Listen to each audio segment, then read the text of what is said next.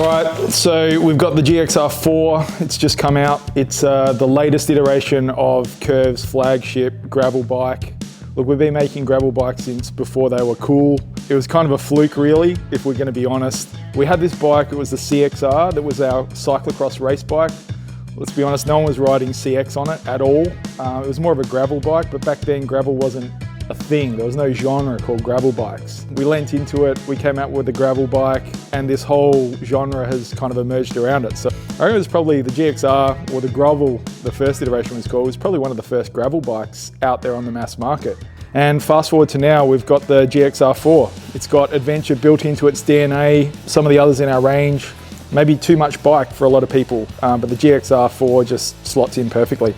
Oh look, let's be honest, I got into a bit of trouble with this whole Kev thing. It was originally called the GXR, and the guys, I'd ask, why is it the GXR? GXR, gravel cross racing, it didn't really make a lot of sense to me. I just saw it as like the reliable all-rounder. I mean, to me, that's Kev. He'll cook dinner, he's gonna clean the bathroom before he takes the kids down to, soccer practice. Nothing's too much trouble for Kev. The bike, the GXR, is our manifestation of Kev in bike form. It doesn't really work in Germany, where a Kevin is kind of like Karen, I think. So I don't know how we've ever sold a Kev in Germany, because that.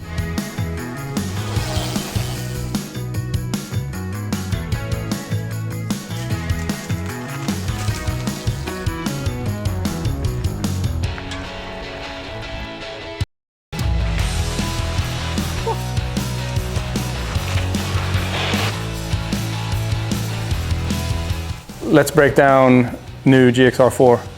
So we made a few updates. Let's start with the stuff that makes it look nice. So we've given it an integrated head tube. We have updated the tire clearance a little bit. So we've gone from 700C by 45 maximum on the old model to 700C by 50 on the new one. So if you want to run 650B wheels, you can run up to 650B by 2.1. Small change, but a lot of people wanted it. And another big update is the UDH dropouts. So some of the more subtle changes that we've made, added bento mounts to the top tube. Might not be so subtle because they're right there in your face. They add a lot of versatility when it comes to mounting things onto the frame. And you might also notice that passed down from Air Kev is the one-sided yoke. And we've also overliced the down tube where it meets the head tube. With the one big geo change that you will notice is that we have increased the head tube length, and that's to increase the total stack of the frame, because we found that a lot of riders wanted to have a lot of spacers under the stem, just a little bit taller so that we don't have to use so many spacers. And the biggest change is probably the introduction of the new fork, the Ride 415 VGM. And the latest version of the Ride 415 added VGM mounts, gotten rid of the old riv nuts that always seem to cause problems. People would rip them out, or they would come loose, or they would just not really work the way we wanted them to. So we came up with this new system. So it's like a dual-sided through system. So basically you got the mount that goes all the way through both sides of the fork. It's really solid, bonded into the fork both sides. Larger surface area for contact or whatever cargo cage you're going to put on there. And with the VGM mounts, you're going to get 8 kilos per fork leg. I can't imagine anyone wanting to carry 8 kilos on each fork leg, but you can. And another good thing about the new Ride 415 VGM is that we have updated the brake mount position as well. No one ever runs a 140mm rotor on a gravel fork these days. So we've changed the brake mount position to be 160 native, but if you flip the plate that comes with the front caliper, you can run up to a 180mm rotor. And also, not to forget, is that the Ride 415 fork has got the flip chip, so you can change the offset from 46mm offset to 52mm offset. So that's just to dial in how you want your bike to ride.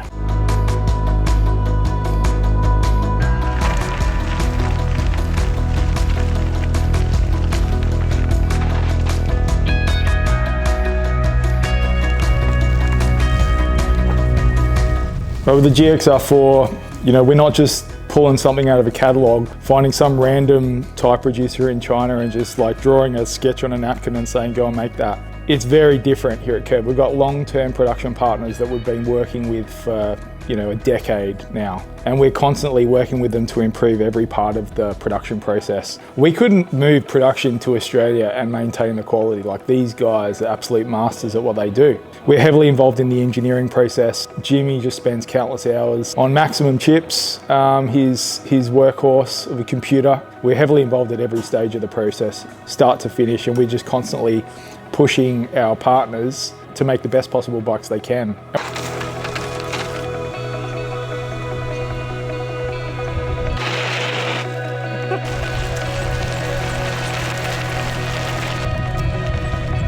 I can tell you why I chose Kev. That's probably a good place to start, because I bought my first Curve was a Kevin, and I bought that a long while before I worked here. I read a review of the Kevin, it's probably like 4 years ago, I reckon, and the review described riding the Kevin as like riding around with the stereo turned up to 11. Like, that's like the ride experience. And as someone who routinely like straps a boombox to my bike, I thought that seemed like a pretty good match. And what appealed to me about the build kit that comes with these bikes, Kevin comes with a huge range of gears for climbing, reliable hubs and threaded bottom brackets. So for me, kind of getting started in gravel and off-road riding, they are ready to go for adventures big and small.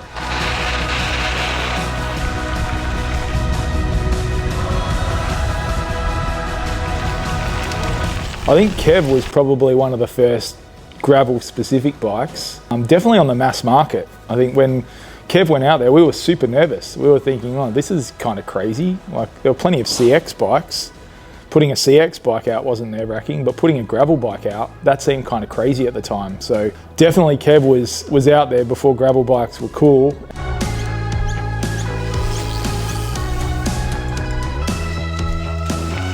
Well, it's kind of even more versatile now. I get a now in a 40mm tyre, so you can still run like a relatively slick tyre if you want to run it sort of a bit more road mode, all the way through to like a pretty chunky 50mm tyre. Like, so being able to run like a 40 slick for faster stuff, all the way through to like a 50 for chunkier stuff, I think in the one platform makes it super for sure. Can run it everything from like a little bit more aggressive with narrower bars if I want to do like racier stuff, all the way through to pretty relaxed with wider bars, lots of space for bags, and especially now with like bigger tyre clearance, it just ticks a lot of boxes. So I think a lot of people, again, if they don't have like numerous bikes in their stable and they kind of just want to have one to do everything, Kevin will just tick a lot more boxes.